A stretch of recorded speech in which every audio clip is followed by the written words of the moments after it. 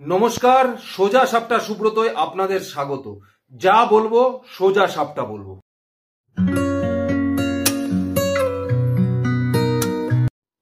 দেখুন, মমতা বন্দ্যোপাধ্যায়ের পলিটিক্যাল ইকুয়েশনের কাছে এই জুনিয়র ডাক্তাররা একদম বাচ্চা। হতে পারে এরা পড়াশোনায় ভালো ডাক্তার, আগামী দিনে হয়তো আরো বড় ডাক্তার হবে, কিন্তু মমতা বন্দ্যোপাধ্যায় যা কিছুই করে প্রত্যেকটার পিছনে সূক্ষ্ম রাজনীতির অঙ্ক থাকে। সেটাই জুনিয়র ডাক্তারদের পক্ষে বোঝা সম্ভব নয়।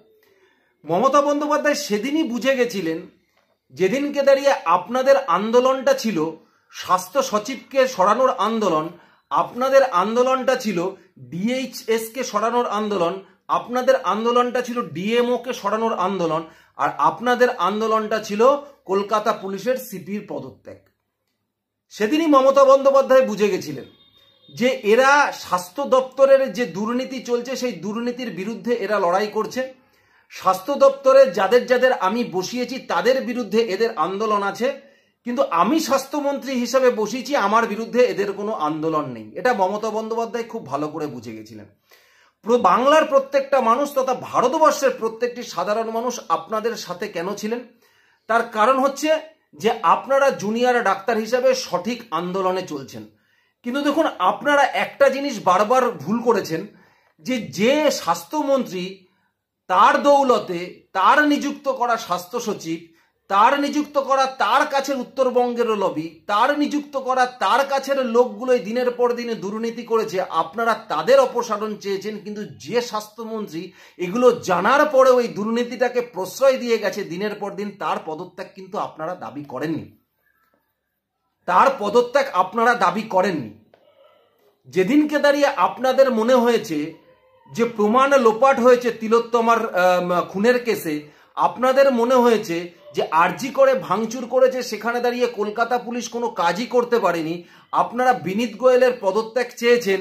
কিন্তু আপনাদের এটা মনে হয়নি যে যদি ওখানে দাঁড়িয়ে প্রমাণ লোপাট হয়, সেখানে দাঁড়িয়ে স্বাস্থ্যমন্ত্রী যে পুলিশ মন্ত্রীও তাই, তার নির্দেশ ছাড়া তাকে না জানিয়ে কারোর ক্ষমতা হবে কিনা যে সেই প্রমাণটা লোপাট করার। কিন্তু এগুলো হয়তো আপনারা জানেন, বা হয়তো আপনারা মুখের ওপরে বলতে পারেননি বা সাহস দেখাননি, কিন্তু আপনারা রাস্তায় নেমে স্বাস্থ্য সচিবের, পুলিশ কমিশনারের, ডিএমওর, ডিএইচএস এর পদত্যাগ চেয়েছেন, আন্দোলনে সামিল হয়েছেন। মমতা বন্দ্যোপাধ্যায় এখানটাতেই ধরেছিল। তাই মমতা বন্দ্যোপাধ্যায় প্রথম থেকেই আপনাদের এই আন্দোলনটাকে ভাঙতে চেয়েছিলেন। তার কারণ হচ্ছে মমতা বন্দ্যোপাধ্যায় বুঝেছিলেন যে ডাক্তারদের এই আন্দোলনের সঙ্গে সাধারণ মানুষ ওতপ্রোতভাবে জড়িয়ে আছে, এবং সাধারণ মানুষ এই ডাক্তারদের আন্দোলনটাকে সমর্থন জানিয়েছে। তাই সে ঠিক করেছিলেন ডাক্তারদের আন্দোলনটাকে ভাঙতে হবে। প্রথমে তিনি চেষ্টা করলেন সুপ্রিম কোর্টে কপিল সিব্বলকে দিয়ে সওয়াল করিয়ে এইটা এস্টাবলিশ করাতে যে জুনিয়র ডাক্তারদের কর্মবিরতির কারণে পশ্চিমবঙ্গের স্বাস্থ্য ব্যবস্থা ভেঙে পড়েছে। যখন তিনি এইটা পারলেন না, জুনিয়র ডাক্তাররা সুপ্রিম কোর্টের কথা মতো পরদিন 5টার মধ্যে কাজে যোগ দিল না, তাদের আন্দোলন তারা বজায় রাখলো, তখন তিনি নেমে আসলো কি সিম্প্যাথেটিক কাজে।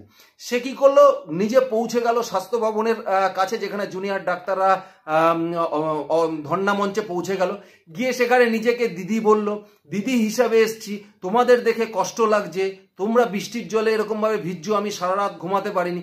এইরকম সিম্প্যাথির একটা জায়গায় তৈরি করে সাধারণ মানুষের কিছুটা হলেও দৃষ্টিভঙ্গি ঘোরানোর চেষ্টা করলেন। ঠিক তার পরের দিনই দেখবেন মমতা বন্দ্যোপাধ্যায় বারবার বলতে শুরু করলেন যে আপনাদের কারণে একাধিক রুগী মারা গেছে, কোনোদিন 25, কোনোদিন 27, কোনোদিন 29, এবং তাদের পরিবারকে 2 লক্ষ টাকা করে ক্ষতিপূরণ দেবে বলে মমতা বন্দ্যোপাধ্যায় ঘোষণাও করে দিলেন।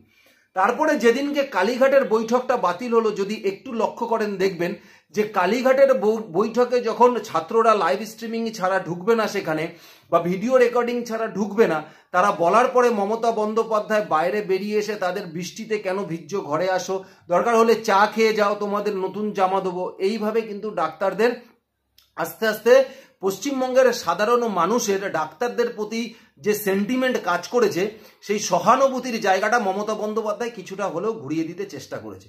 তারপর দিনে ডাক্তারদের তরফ থেকে মেল যায়, মমতা বন্দ্যোপাধ্যায় তারপরে আবার বৈঠকে বসে। তারা বৈঠক বসার পরে দেখা গেল যে ডাক্তারদের হাতে লালিপপ ধরিয়ে দিল।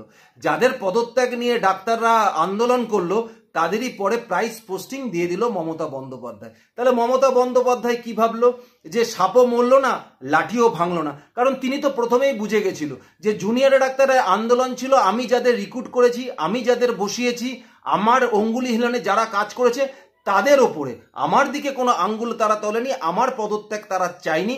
তাই মমতা বন্দ্যোপাধ্যায় এই জায়গাটাই খুব ভালো করে বুঝে গেছিলেন। কিন্তু দেখুন সাধারণ মানুষ যারা আছে তারা এই ডাক্তাররা কি চাইছে, ডাক্তারদের এই সিস্টেম কি চেঞ্জ করতে হবে, এই নিয়ে এতটা কিন্তু তারা উদ্গ্রীব না। তারা উদ্গ্রীব হচ্ছে যে তিলোত্তমার বিচার হলো কি হলো না, তিলোত্তমা কেসে কে কে গ্রেপ্তার হলো, আদৌ সিবিআই ঠিকঠাক ভাবে তার বিচার করছে কিনা, আদৌ সিবিআই তদন্ত ঠিকঠাক ভাবে এগিয়ে নিয়ে যাচ্ছে কিনা, সাধারণ মানুষ কিন্তু বেসিক্যালি সেদিকেই দৃষ্টি দিয়ে আছে।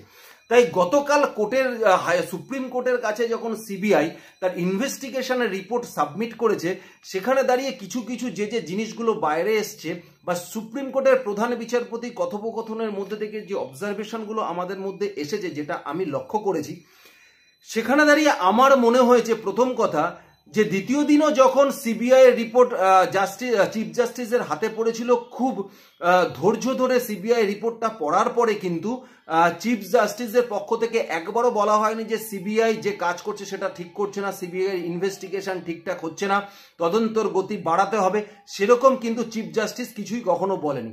এবং তৃতীয় দিনের শুনানিতে, গতকালের শুনানিতে চিফ জাস্টিস কিন্তু সিবিআই এর যে রিপোর্ট জমা হয়েছে সেই রিপোর্টে কিন্তু একেবারে সন্তুষ্ট বলেই মনে করা হচ্ছে। তার কারণ দেখুন, চিফ জাস্টিস কিন্তু সিবিআই রিপোর্টের উপরে বলেছেন যে সিবিআই কে পার্টিকুলার কোনো ডেট বা তারিখ বলে দেওয়াটা ঠিক হবে না, তাহলে তদন্ত ব্যাহত হতে পারে। সুতরাং তদন্ত তারা যেটা করছে সেটা ঠিকঠাক করছে, তাদেরকে সময় দেওয়া উচিত, কারণ একেবারে ঘটনার 5 দিন পরে কিন্তু তারা তদন্তভার হাতে নিয়েছিল।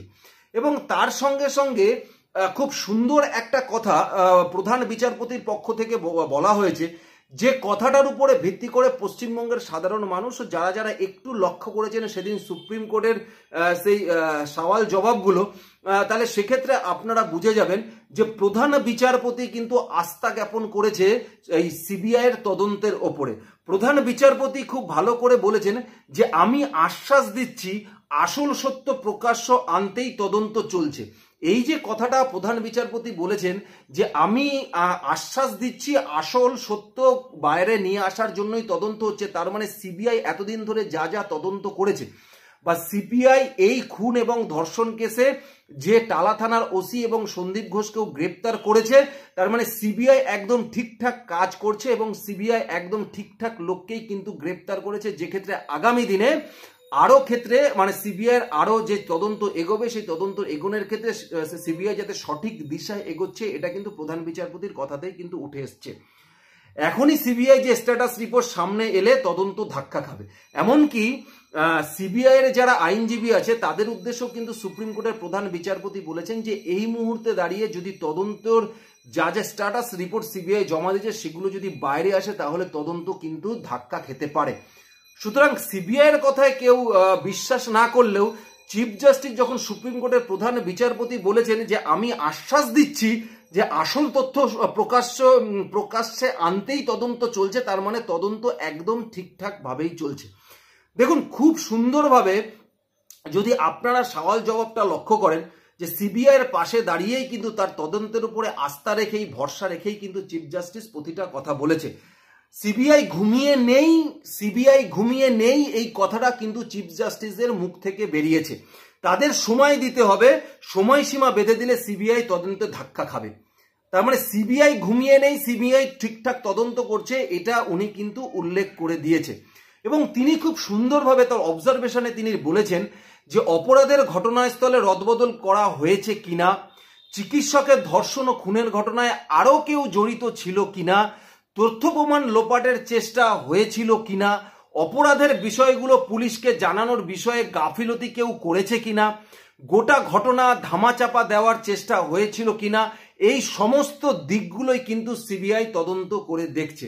তিনি আরো বলেছেন যে সিবিআই তদন্তের অগ্রগতি রিপোর্টে যা জানিয়েছে তা আরো খারাপ। মানে প্রধান বিচারপতি যা ভেবেছিল যে এই ধর্ষণ এবং খুন কেসে যা হতে পারে বা সওয়াল জবাবের মধ্যে দিয়ে যা যা উঠে আসছে, কিন্তু সিবিআই রিপোর্ট হাতে পাওয়ার পর প্রধান বিচারপতিরাও কিন্তু শকড হয়ে গেছে। তারা বলতে বাধ্য হচ্ছে যে রিপোর্টে যা জানিয়েছে তা আরো খারাপ, যা পড়ছি তাতে আমরা আরো বিচলিত হয়ে পড়ছি। তার মানে আরো কিছু আমাদের জন্য অপেক্ষা করছে, আরো কিছু মানুষ গ্রেপ্তারির দোরগোড়ায় দাঁড়িয়ে আছে, আরো কিছু মানুষকে হয়তো তদন্তের স্বার্থে জিজ্ঞাসাবাদ করতে পারে সিবিআই।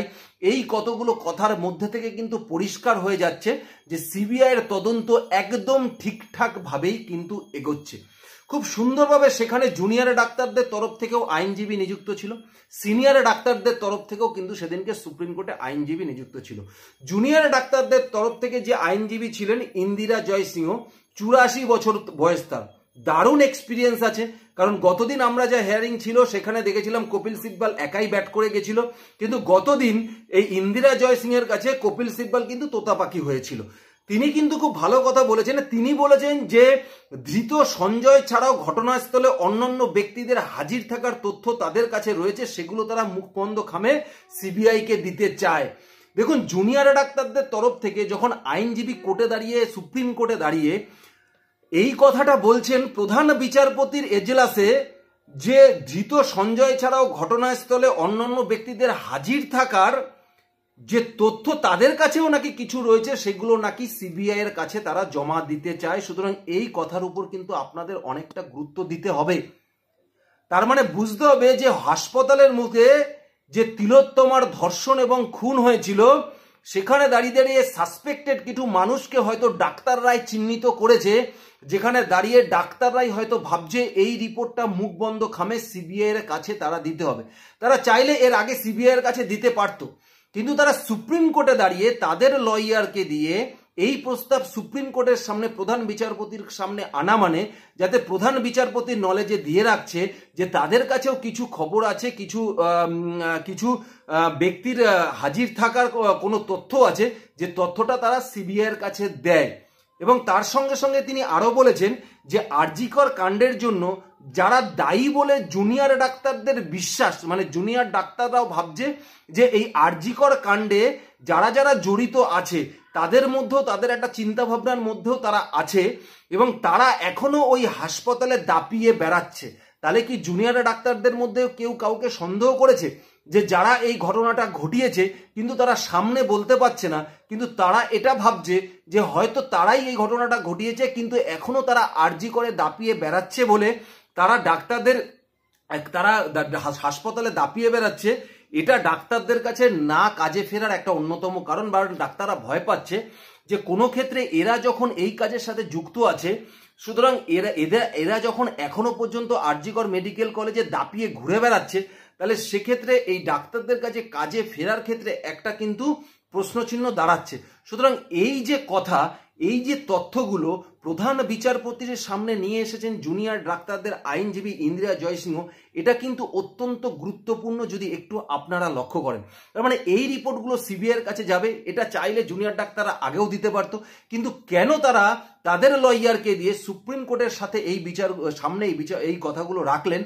তার মানে হচ্ছে যাতে সুপ্রিম কোর্ট বলে দেয় সিবিআইকে যে এই বিষয়গুলো নিয়েও যেন গুরুত্ব সহকারে দেখা উচিত। সুপ্রিম কোর্ট ঠিক তাই বলেছে। প্রধান বিচারপতি তার এই কথাগুলো শোনার পরে বলেছেন যে সিবিআইকে এই বিষয়গুলো নিয়েও কিন্তু গুরুত্ব সহকারে তদন্তের দিকে এগোতে হবে। খুব সুন্দরভাবে বলেছে।